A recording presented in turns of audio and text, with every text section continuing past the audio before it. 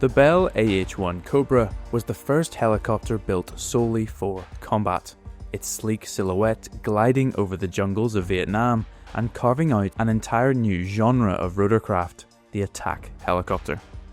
AH-1 helicopters are still in active service today, nearly 60 years later, but these go by different names, like King Cobra, Sea Cobra, SuperCobra, Viper. These bristle with new technology, advanced avionics, deadly missiles, new power plants and rotor systems, but deep down, it's the same design that was blasting through Southeast Asia nearly half a century ago. So how did they do it? How has the Cobra beaten designs like the Cheyenne, Apache and Comanche? And what's the difference between a King Cobra and a Super Cobra, really? Today we dive into the variants of the AH-1, from Cobra to Viper and everything in between. The first half of this story is the tale of how the engineers at Bell managed to transform a rugged, fat little utility helicopter into this sleek, handsome killing machine you see before you, but I already have a video on that. The link is up here and I'd recommend watching it first. So, the first real Cobra variant appeared in the late 1960s. The US Marine Corps had, along with the Army, realised that attack helicopters were going to be a vital part of their doctrine moving forward, but had not been given the funding to buy their own. But the Tet Offensive changed things. Firstly, it showed that the Viet Cong and North Vietnamese had been significantly underestimated. And secondly, it had proven to be a golden opportunity for the Cobra pilots to show off the capabilities of their new machines. Soon, Congress agreed that the Marines should have gunships as well, but with a twist. The Marine pilots would spend a lot, if not most, of their time over water. This meant that they wanted redundancy in their helicopter, 2 engines.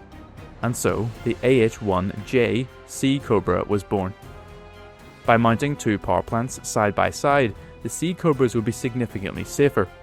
Each engine would be limited during normal flight, but if one were to fail, the other could be powered back up to ensure the aircraft could return safely. There were other changes too. A larger tail fin, a larger tail rotor, and an enhanced climate control system allowed the Sea Cobras to fly in significantly worse weather, and an explosive cord snaking around the cockpit canopy allowed it to be ejected in the case of a water landing. The airframe was reinforced to account for the increased weight, and corrosion protection was added. But the most fun change was this. The AH-1J has a 3-barreled 20mm cannon up front for increased punch. The Sea Cobra first flew in November 1969, with the first batch of 49 aircraft being delivered to the USMC by the end of 1972. Another 20 were ordered, with the final airframe entering service in early 1975. AH-1J Sea Cobras would serve the Marines well into the 1990s, seeing action in Desert Storm. But as this was happening, the Army was looking for a replacement for the AH-1G, which had, after all, only ever been a stopgap design. However, by 1971, it was clear that the Cheyenne was not going to be the answer, and Sikorsky and Bell both submitted rival designs. Sikorsky put forward the S-67 Black Hawk, which was based on the S-61 Sea King in the same way the Cobra had been based on the UH-1 Iroquois. But Bell's design wasn't a Cobra, it was a King Cobra. But before we get into what makes the King Cobra so royal, a word from this video's King sponsor, Raycon. Quick mic change for the authentic Red Wrench facecam experience. I like to think I'm a pretty busy guy, but somehow my mother is always busier. And I'm sure your mum/wife is the same, juggling work, family, social life, and everything in between. But how about this Mother's Day you get her a treat, something to help her relax and unwind. Perhaps a pair of Raycon's everyday headphones. If you've been watching the channel for any length of time really, you'll know that I've been yapping about Raycon's everyday earbuds for a while. But these are a whole new over-ear experience. The 40-hour battery life and comfortable ear cups mean you, or your mum, can wear them all day long, with Raycon's quick charge zapping them back to life incredibly quickly when they do finally give up. Raycon's everyday headphones are really the perfect gift. Your lovely mum could use them when on a walk, hitting the gym, busy at work, doing some chores, you name it.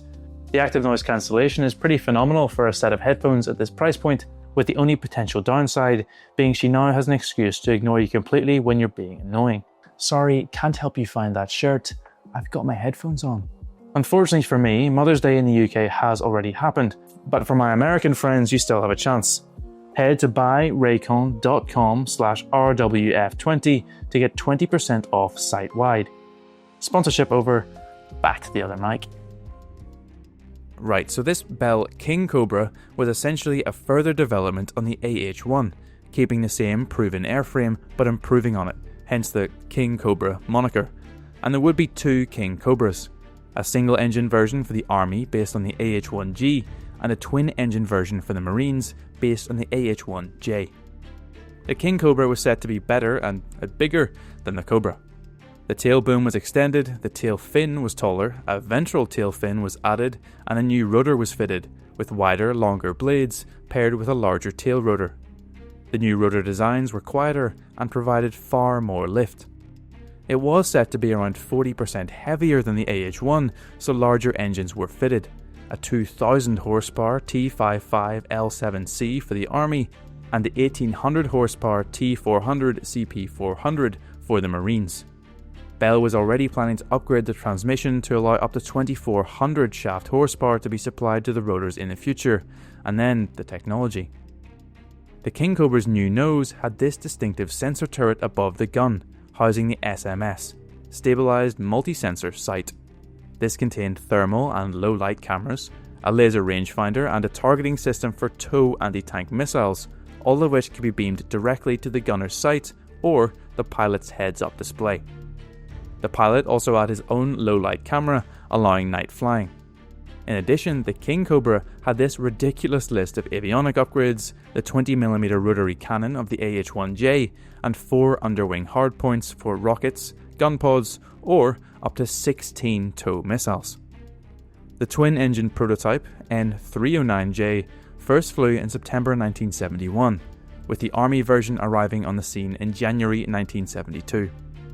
Just as the King Cobra was to be submitted for Army trials, this single-engined aircraft was badly damaged in a crash, and the twin-engined airframe was modified with a single engine and then sent for evaluation instead, performing just as Bell had hoped, excellently.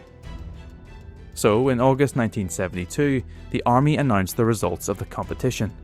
It was not going to procure the AH-56, nor was it going to procure the S-67. But it also decided not to procure the King Cobra. Instead, they decided to completely re-evaluate their attack helicopter strategy and start it afresh. This program would eventually result in the Army's adoption of the AH-64 Apache. Boo. But while the Army was going to be doing all this starting again malarkey, they were still going to be flying the AH-1G, which was becoming more and more dated. That's how the passage of time works, after all. Anyway, a key weakness of the Cobra was a lack of anti-tank performance, which was showcased towards the end of the Vietnam War when Cobra pilots were attempting to destroy T-54s with 2.75-inch FFARs. It could apparently take 50 plus rockets to knock out one tank. Bell had identified the TOW missile as the solution, which was probably the reason they mounted 16 of them onto the King Cobra prototype, which the Army had seen as a massive success despite not procuring them. So, parts of the TOW system from the King Cobra were grafted onto AH-1G airframes, designated YAH-1Qs. Each was planned to carry up to 8 TOW missiles. Well, it turns out that the TOW was heavier and more powerful than first thought, and compared to the King Cobra, the lighter, less powerful YAH-1Q was not rugged enough to cope.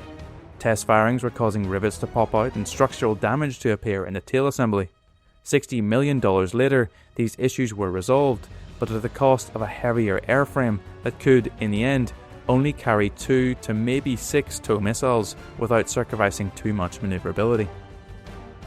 But time was ticking, the Soviets were looming, and the AH-1 pilots still did not have their missiles, so Bell were given the go-ahead to build the first tranche of AH-1Qs despite them being underpowered, with deliveries beginning in June 1975. An upgraded aircraft with a new, more powerful engine would appear around a year later. The AH-1S, coupled with an already existing TOW missile capability, It means that your aircraft can now bring an even greater variety of more potent firepower against a wider variety of targets. The Army would operate 3 other variants of the Cobra, the AH-1P, E, and F. Each had their own set of upgrades that were implemented over the later half of the 1970s, with the goal being to give the Army a highly capable attack helicopter until the AH-64s could fill the gap.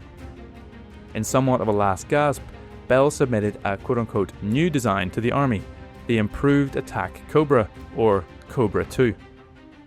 This airframe had started life as an AH-1G, converted to an AH-1Q, then served as the YAH-1S before becoming the Model 249 Cobra 2, and was essentially an AH-1F with engine upgrades, full all-weather capability, and the ability to fire Hellfire fire and forget anti-tank missiles, with the idea being to serve well into the early 2000s. The Army rejected it, as it was dead set on the LHX program, which would emerge as the very ill-fated RAH-66 Comanche. Luckily for us, this isn't the end of the story, as the Marine Corps really likes the Cobra platform, and Bell built on the success of the AH-1J Sea Cobra. Funny thing is, the majority of the AH-1Js weren't built for the USMC, they were built for Iran. Yes, 202 AH-1J Sea Cobras were sold to the Iranians in December 1972, but with modifications. A better engine, oil cooler, recoil dampening for the gun, a stabilised sight and gunner seat were enough that it received a new designation, the AH-1J International. And of course, these are still in service today, with heavy modifications. The upgrades for the AH-1J International were paid for by the Iranians, and then almost immediately pounced upon by the US Marine Corps. In spring 1974, Bell received a contract from the Marines for an improved AH-1T, incorporating some features from the King Cobra program, some for the AH-1J International, and some from the AH-1Q. The Marines procured a total of 53 AH-1T improved Sea Cobras to complement their existing fleet of 69 AH-1Js, entering service between October 1977 and December 1983. Bell's biggest customer for twin-engine Cobras was still Iran though, and they soon offered the Iranians a version of the AH-1T, the AH-1T+, with vastly more powerful engines. Unfortunately for Bell, the Iranian regime collapsed in 1979, eliminating them as a customer, so attention turned back towards the Marine Corps, who still considered the AH-1T to be a bit underpowered. But the Marines were looking elsewhere. USMC higher-ups knew that if they went ahead and procured the upgraded AH-1T, the chances of them being able to procure the brand new AH-64 Apache in the future would become pretty close to nil. Unfortunately for the Marines and fortunately for Bell, they were soon told that it was already nil. Congress was not going to fund a Marine Corps version of the Apache. Yes please, I'd love a new Cobra, thanks Bell. On the 26th of June 1983, Bell began work under contract from the Marine Corps to produce 44 of the new Cobras, now known as the AH-1W SuperCobra, the first of which left the production line in March 1986. The SuperCobra was similar to the improved Sea Cobra, but with these massive new engines from the AH-1T Plus program, delivering 67% more power than those in the AH-1T. Hovering at around 10,000 feet, the AH-1W could carry 3,800 pounds of payload, while the AH-1T could only carry 1,400 pounds. The increased carry capacity of the SuperCobra drastically increased its capability. It could now operate with TOW and Hellfire missiles, with strengths and weaknesses of each missile complementing each other quite nicely. It was also able to fly with AIM-9 sidewinders, AGM-122 sidearms, and even AGM-65 Mavericks. It's crazy how massive these look on a helicopter compared to a fast jet. The new aircraft could mount large drop tanks, chaff dispensers, 2.75-inch and 5-inch rockets, 20mm gun pods, thermobaric bombs and smoke grenades, as well as carrying much more capable but significantly heavier depleted uranium rounds for the 20mm rotary cannon up front.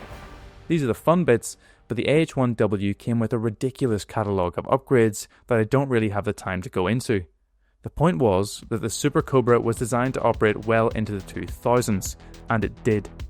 Over the next 40 odd years of service, The AH-1W Cobras were given a slew of upgrades to sensors, navigation, radios, cockpits, etc.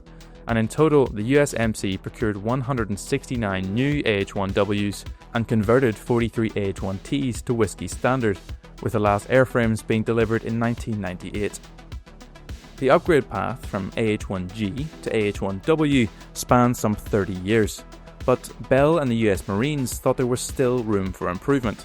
As early as 1985, Bell was experimenting with a four-bladed rotor design, and in 1989 a new Cobra emerged, the AH-1-4BW, the four-bladed Whiskey. This gave the 4BW 1,000 pounds greater payload, a 23 miles per hour increase in speed, better climb rates, and superior hovering characteristics. It also allowed it to do loop-de-loops, which is of course really cool. But the 4BW wasn't quite good enough to warrant the expense, and despite being offered as the Cobra Venom or Cobra 2000 to the Marines, Great Britain and Germany, it never really got off the ground. But then, as seems to be so critical in many of my videos, the Soviet Union collapsed. Suddenly, across the board, the US Armed Forces saw their funding lower drastically. This meant no shiny new helicopters for the Marines, which meant that their current fleet of UH-1N utility helicopters and AH-1W attack helicopters were going to have to serve them well into the 2020s and most likely into the 2030s. Welcome to the H-1 upgrade program. 180 Cobras and 100 Hueys were going to be modified, becoming the AH-1Z Viper and the UH-1Y Venom. The plan was to have a high degree of commonality between the two designs, reducing training, maintenance and spare part costs, like a rotary F-35. The Marines weren't getting a new helicopter, so they really pushed the boat out. The scale of the AH-1Z program is a testament to that. The big ticket items were the implementation of a four-blade rotor system, along with a new transmission, and a new glass cockpit overhaul, with multifunction displays, new helmets, new sensors, the whole 9 yards. The aircraft now has twin, two-bladed tail rotors moved to the left side of the aircraft like the original Cobra. Folding main rotor blades, more fuel, new stub wings, new landing gear struts, a distinctive Hawkeye sensor dome, IR suppression, composite materials, new radars, the lot. The Viper was tested extensively during the 2000s, with this amount of upgrades naturally taking some time to get perfect. But in February 2011 it was declared operational, and in November the first units were equipped with AH-1Zs and UH-1Ys. One Viper pilot said that compared to his AH-1W, it's as if one climbs from an old VW Beetle into a brand new Mustang. It was faster, flew better, vibrated less, and the glass cockpit made it significantly easier and less tiring to fly. For example, to launch a Hellfire from an AH-1W required the gunner to flip 52 separate switches. In the Viper, this was reduced to about 3. Another plus is that the two cockpits in the Viper were almost identical, and the Marines moved the pilot to the front with the gunner in the rear, but either cockpit could essentially do either job if required. Of course, much like the F-35, the H-1 upgrade program turned out to be considerably more expensive than first thought. Originally, the upgrade would cost the taxpayers $11.5 million, but final costs were closer to $27 million per conversion and $31 million for a new aircraft. Considering a brand new Apache is only around $25 million, the Viper is not exactly the envisioned cheap option. But the Apache isn't capable of operating for extended periods at sea, so take from that what you will. Back in the Vietnam War, the Cobra was put into service as a cheap stopgap. Somehow, against all odds, the Cobra has continued to perform at extremely high levels for the best part of 50 years. And the story isn't over yet. USMC operates 189 Vipers, but it's being marketed successfully as an export product. Bahrain, the Czech Republic, Nigeria and Slovakia have all purchased their own Vipers, and the type is set to remain in service for decades to come. So much for a stopgap, eh? Anyway, hope you've enjoyed the video guys, it's been a long time coming. And if you want more content from me that isn't available on YouTube, I'd encourage you to check out the Patreon. Get all my videos early and ad-free, get access to the Patreon-only Discord server for in-depth discussion, and enjoy high-quality exclusive content like my video on Nazi Germany's anti-ship missile, the HS-293. And of course, thank you to all my existing Patreon supporters for helping keep the channel running. Make sure to like, subscribe, and check out my other videos. Hopefully I'll see you in the Discord, but if not, I'll see you next time.